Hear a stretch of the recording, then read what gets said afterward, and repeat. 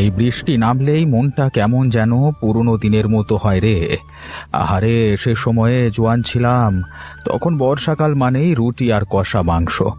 এখন বুড়ো হয়ে দাঁত পড়ে গিয়েছে, তাই রুটি আর চিংড়ি ভাজা দিয়েই খেতে হয়। হ্যাঁ, তবে চিংড়ি ভাজা দিয়ে গরম গরম রুটি খেতে মন্দ লাগে না। এই বুড়িটা কি ঘুমোয় নাকি রুটি বানায়? এই রুটির পিঠে তো কয়লা বসে গেছে, জ্বালার আগুন। আমি তো চেয়েছিলাম ভাজা রুটি, আমার বুড়ি দিয়েছে পোড়া রুটি। উফ, কি যে জ্বালা! এই যে শুনছো? কি হলো? আবার বক বক শুরু করেছো কেন? হয়েছেটা কি? আরে, এটা কি রুটি না পাঁপড় সেঁকা? এই বুড়ি হয়ে গেলে এখনো রুটি বানানো শিখলে না? রুটিকে পাঁপড় বলছো? ওই দেখি তো। ঠিকই তো আছে, যা দিয়েছি সেটাই খাও। আর যদি পারো নিজের রুটি নিজে বানিয়ে নিও কাল থেকে। হায় রে হায়, এই জন্যই তো বলি, তোমাকে নিয়ে সংসার করা মানে ভোরে উঠেই আদালত আর রাতে শুয়ে থানায় ঢোকা।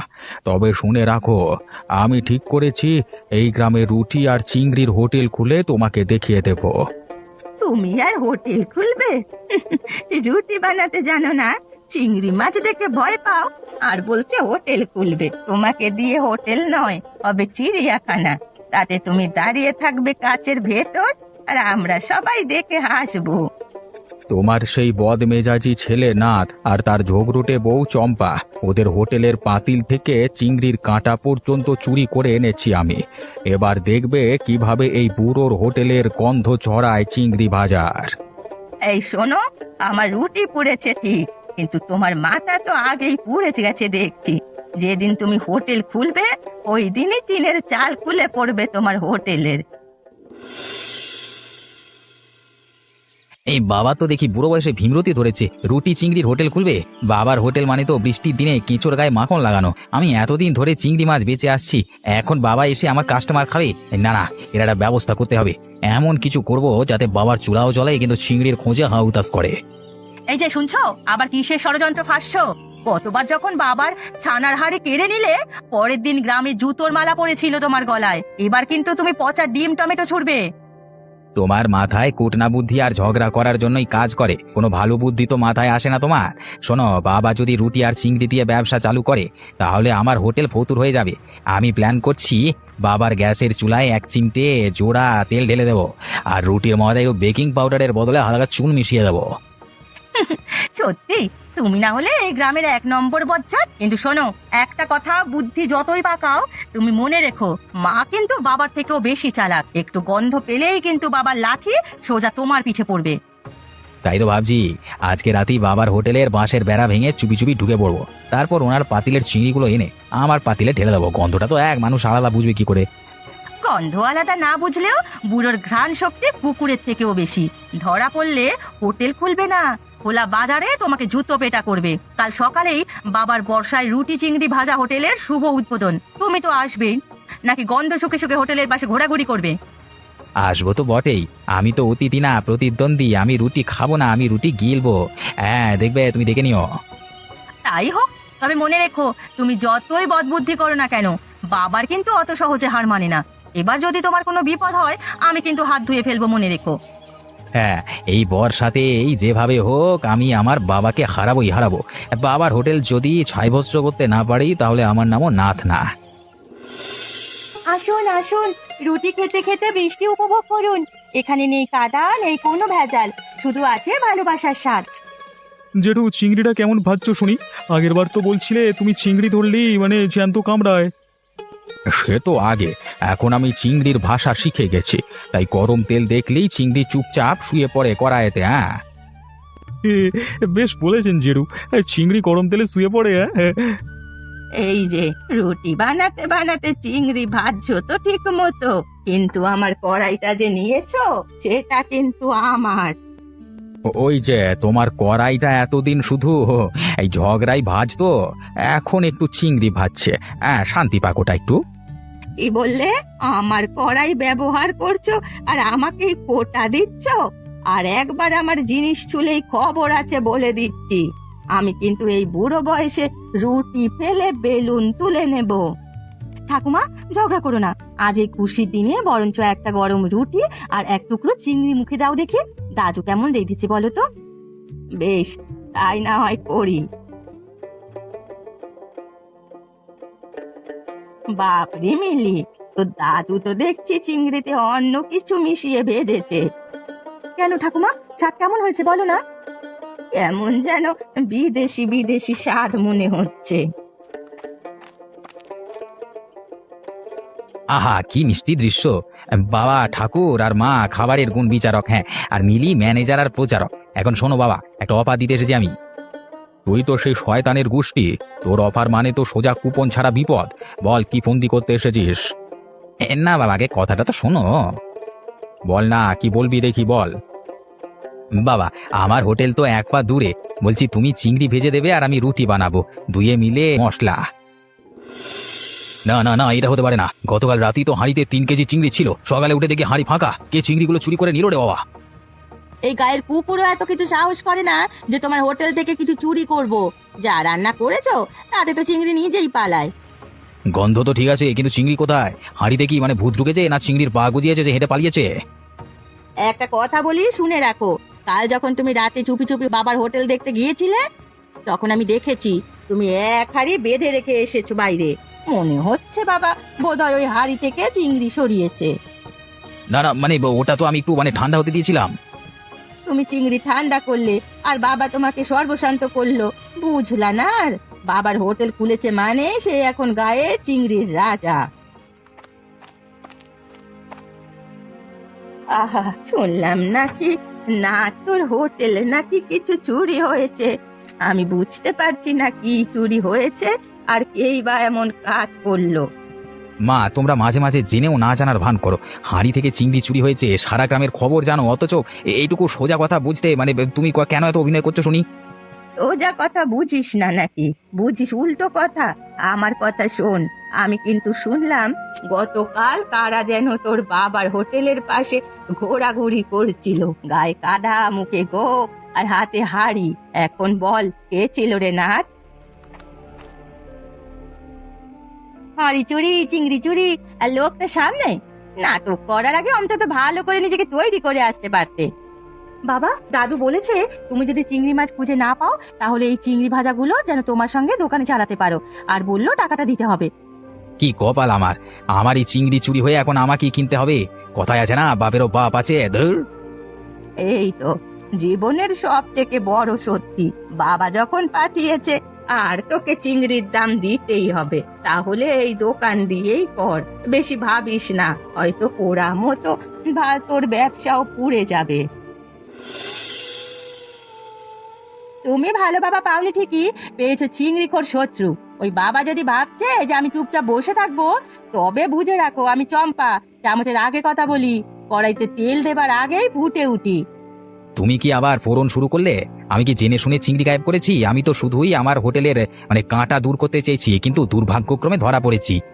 তোমার দুর্ভাগ্য সব সময় তোমার পেছন পেছন হাঁটে। তুমি কি জানো না বাবার ওই চিংড়ি রুটির হোটেল এখন গায়ে সকলের প্রিয়?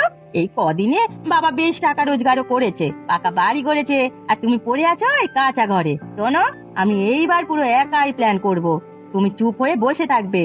এবার বাবার হোটেলে যাবে এমন কিছু যাতে সে জীবনেও ভাজা না করতে পারে। মানে? শোনো, আগামীকাল আমি বাবার হোটেলের পাশের কুয়োয় কিছু একটা এমন ছেড়ে দিয়ে আসবো যাতে বাবার চিংড়িরা গন্ধেই মরে যায়, বুঝলে? কি কি ছাড়বি? আমার নিজের বানানো চিংড়ি খেদাও ফর্মুলা, তেঁতুল, কাঁচা পেঁয়াজ, পুরনো সর্ষে আর 2 দিন পুরনো চোপড়া করা গাঁদা ফুল মিশিয়ে এক হাঁড়ি তৈরি করেছি। ওটা ছড়ালে গন্ধে চিংড়িরা অজ্ঞান, বাবা সোজা হাসপাতাল। তুই তো একেবারে দেখছি গ্রাম্য একেবারে রাসায়নিক স্পেশালিস্ট। ও জিনিস ছাড়লে তো শুধু চিংড়ি না, বাবার খদ্দেরও পালাম।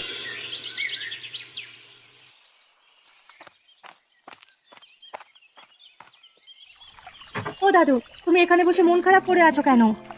ও মিলি, তুই বলিস না, মন মেজাজ বিশেষ ভালো না আমার। কেন, কি হয়েছে দাদু? তোকে বলে কি হবে? তোর মা আর বাবা মিলে তো আমার পেছনে বড় ষড়যন্ত্র করছে। তোকে কিছু বললেই তুই আবার তোর বাবাকে আমার কথা লাগিয়ে তারপর সংসারে অশান্তি শুরু হবে। দাদু, তুমি এখন আমাকে চিনলে না? আমি তো সবসময় তোমার কাছে সাহায্য করার জন্যই পাশে আছি। আমি জানি মা আর বাবা সব সময় তোমাদের পেছনে লাগে, কিন্তু আমি তোমার পক্ষে। যাক, শুনে ভালো লাগলো মিলি। আসলে আমার হোটেলটাকে বন্ধ করে দেওয়ার জন্য কাউকে মানে পেছনে লেগেছে অনেকে, তাই আমি চিন্তিত। তুমি চিন্তা করো না দাদু, তুমি থাকতে তোমার হোটেলের মান কেউ নিচু করতে পারবে না। সত্যি বলছিস মিলি? তুই আমার একমাত্র সাহারা রে। এই আশ্বাসন আমাকে সাহস যোগাচ্ছে মিলি। মন খারাপ না করে হোটেলে চাই, চলো। বেশ বেশ, চল হোটেলে গিয়ে হোটেলটা ভালো করে চালাই দুজন মিলে।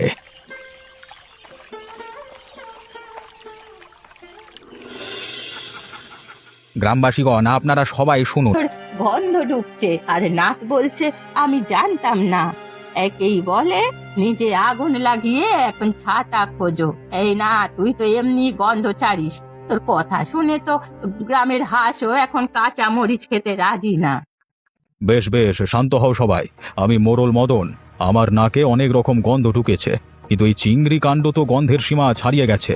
তাই আজকে আমরা বিচার বসাচ্ছি রুটি আর চিংড়ির পবিত্রতা রক্ষার জন্য।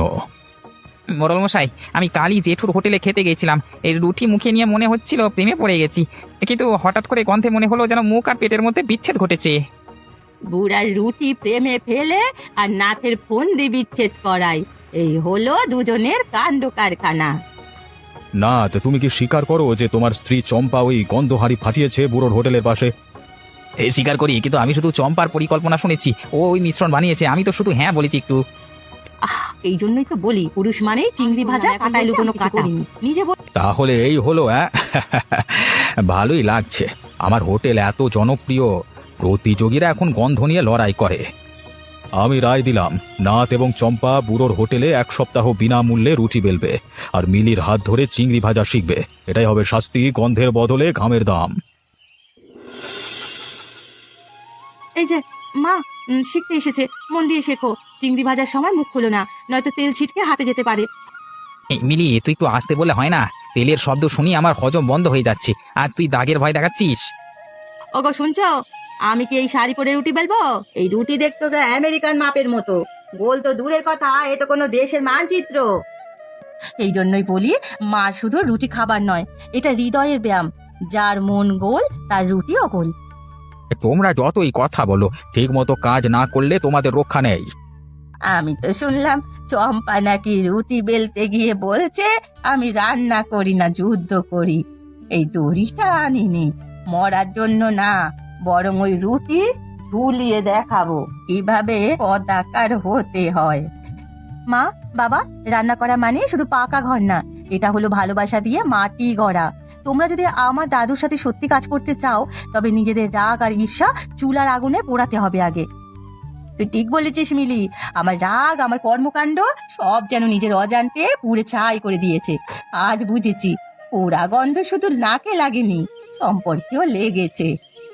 আর আমি বুঝেছি, রুটি গোল না হলেও মানুষের মন গোলগাল হলে তাতেই চলে।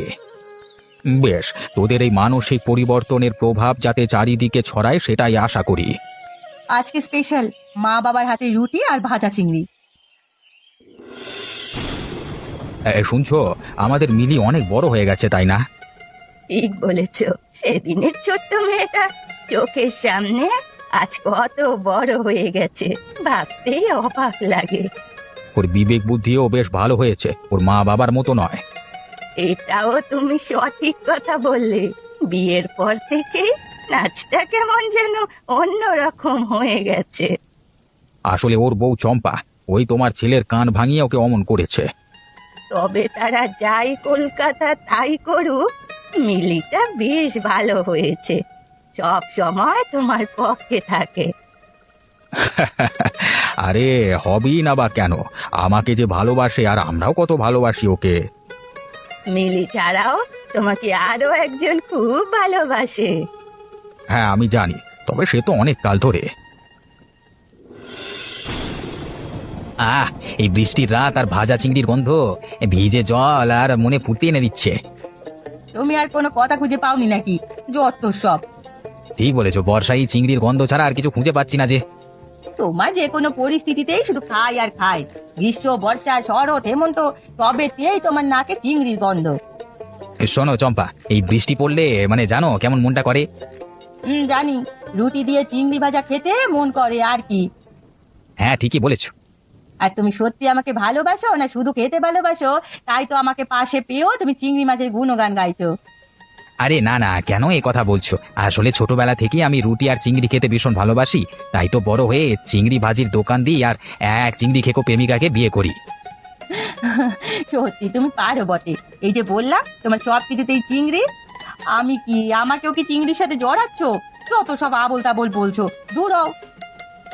তুমি জানো না, তোমার মায়ের হাতেই চিংড়ি ভাজা খেয়েই তো আমি তোমার প্রেমে পড়েছিলাম। আরে মনে আছে, এমনই এক বৃষ্টির দিনে তোমাদের বাড়িতে গেছিলাম, তোমার মা আমাকে এমনি আমার পাশে বসেছিলে। হ্যাঁ মনে আছে, আর সেদিনই তুমি আমাকে তোমার ভালোবাসা প্রকাশ করেছিলে। ঠিক বলেছো চম্পা, দিন বদলায় রং বদলায়, শুধু বদলায় না আমাদের ভালোবাসা। চিংড়ির প্রতি ভালোবাসা না আমার? দুজনেরই।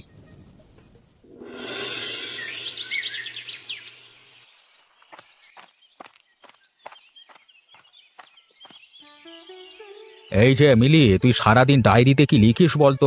দেখি তো, কবিতা না হোটেলের হিসেব? না ঠাকুরদা, কবিতা না, আমি লিখেছি আমার স্বপ্নের হোটেলের নাম, মেনু আর খদ্দেরের গল্প। কি বললি, হোটেল? তুই কি রাঁধুনি হতে চাস নাকি হোটেলের মালিক? আমি চাই একদিন গ্রামে মিলির হোটেল হবে, সেখানে শুধু পেট না মনও ভরে যায়। তোমার হোটেলের মতোই হবে, কিন্তু একটু অন্যরকম। বুড়োদের জন্য নরম চিংড়ি আর মা ঠাকুমার জন্য ঝগড়া ফ্রি জায়গা। ঝগড়া ফ্রি হোটেল? এটা বেশ ভালো পরিকল্পনা। তবে মিলি, তোর স্বপ্নগুলো অনেক বড়, কিন্তু গ্রামের মেয়েরা এখনো হোটেল খুললে লোকে হাসে, নাক সিটকায়। তাই তো আমি ভাবছি এমন একটা হোটেল বানাবো যেখানে মেয়েরা রান্না করবে, ছেলেরা ওয়েটার হবে। তুমি দেখবে ঠাকুরদা, একদিন তোমার হোটেলের চেয়েও আমার হোটেলের অনেক বড় নাম হবে। তুই জানিস মিলি, আমি সারা জীবন হোটেল চালালাম, কিন্তু কেউ জিজ্ঞেস করেনি তোমার কি স্বপ্ন ছিল। তুই আমার সেই স্বপ্নের উত্তর রে। তুমি আছো বলেই আমি সাহস পাই। আমার হোটেলের প্রথম উদ্বোধন তোমার হাত দিয়েই হবে। বাহ, অসাধারণ। যাক বাবা। চিংড়ি রুটি ভালোবাসা, নিচে ছোট ছোট করে লিখবো, ঠাকুরদার অনুপ্রেরণায়। শোন রে মিলি, আমি এই হোটেল খোলার আগেই 5টা বাড়ি রুটি বানিয়ে বেরিয়ে, তুই তো এখনো রুটি বেলার বেলনাটাও ঠিক করে ধরতে পারিস না, তুই নাকি আবার হোটেল খুলবি? ঠিক ধরতে পারি না, তবু খাবারটা এমন বানাবো যে তুমি খেয়ে বলবে মিলির রুটি খেলে বুড়ো বয়সেও নাচতে ইচ্ছে জাগে। আমার নাচার ইচ্ছে জাগে না শুধু, ফুলকো রুটি আর লাল লঙ্কার ভর্তা। তুই কি জানিস, আমি একবার এমন চিংড়ি ভাজা বানিয়েছিলাম, খেয়ে এক লোক হাসতে হাসতে খালেই পড়ে গিয়েছিল। হয়তো বেশি ঝাল পড়ে গেছিল, না হলে কে আর হেসে খেলে খালে ঝাঁপ দেবে বলো? আমি অনেক ভেবে চিন্তে একটা সিদ্ধান্ত নিয়েছি, তাই তোমাদের সকলকে আমার হোটেলে আজকেই থাকতে বলছি। সে তো আমি আগে থেকেই জানি, তুমি আমার নিজের মধ্যে রান্নার প্রতিযোগিতাটা করাতে চাইছো। হ্যাঁ, অবশ্যই প্রতিযোগিতা হবে তোমাদের মধ্যে, তবে এর পরিণাম হিসেবে আমি যা সিদ্ধান্ত নিয়েছি সেটা একটু পরেই জানতে পারবে। দাদু, আমি তোমার কথা মতো নিজে হাতে তারপর বলো স্বাদটা ভালো হয়েছে কিনা। আমিও রুটি খাচ্ছি, আমার মতো করে এনেছি, আমার হচ্ছে পাকানো। অবশ্যই আমারটাই সব থেকে কম হবে, এটা আমি জানি।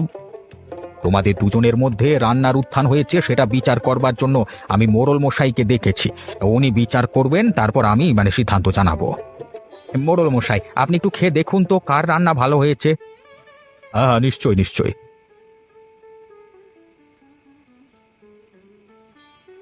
আহা, অসাধারণ! দুজনেরই খুব ভালো রান্না হয়েছে। দুজনের মধ্যেই 19-20-এর পার্থক্য। তবে আমার মতে মিলির রান্নাই উত্তম হয়েছে, কারণ ওর চিংড়ি ভাজাটা বেশ মচমচে হয়েছে। আজকে থেকে আমার এই হোটেলের সমস্ত দায়িত্ব মালিকানা মিলিকে দিচ্ছি। মিলি আমাকে অনেক সাহায্য করেছে ওপরে উঠতে। মিলি ছাড়া অন্য কেউ এই হোটেলের দায়িত্ব নেবার মতো যোগ্যতা নেই। না তার চম্পা, তোমরা দুজনে মিলে এই তোমার মেয়ে মিলিকে এই হোটেল আরো বড় করতে সাহায্য করবে। ধন্যবাদ বাবা, আমি আমার ভুলের জন্য ভীষণ দুঃখিত। তোমার সিদ্ধান্তকে আমি সহমত জানাচ্ছি। হ্যাঁ বাবা, আমিও আমার কর্মকাণ্ডের জন্য তোমার কাছে ক্ষমা চাইছি। আমি কথা দিচ্ছি ভবিষ্যতে তোমার এই হোটেলকে আরো বড় করতে আমি সব সময় মেয়েদের পাশে থাকবো। যাক, সকলের সদ্বুদ্ধি হয়েছে, তবে এই বয়সে আমি আর কাউকে কোনো সাহায্য করতে পারবো না। বরঞ্চ পায়ের ওপর পা উঠিয়ে মিলির হোটেলে বসে বসে খাবো। ঠাকুমা আর দাদু, এই হোটেলের সাথে সাথে তোমাদের দুজনার দায়িত্ব আমার কাঁধে। আশা করি আমি দুটো দায়িত্ব খুব ভালো করে পালন করব।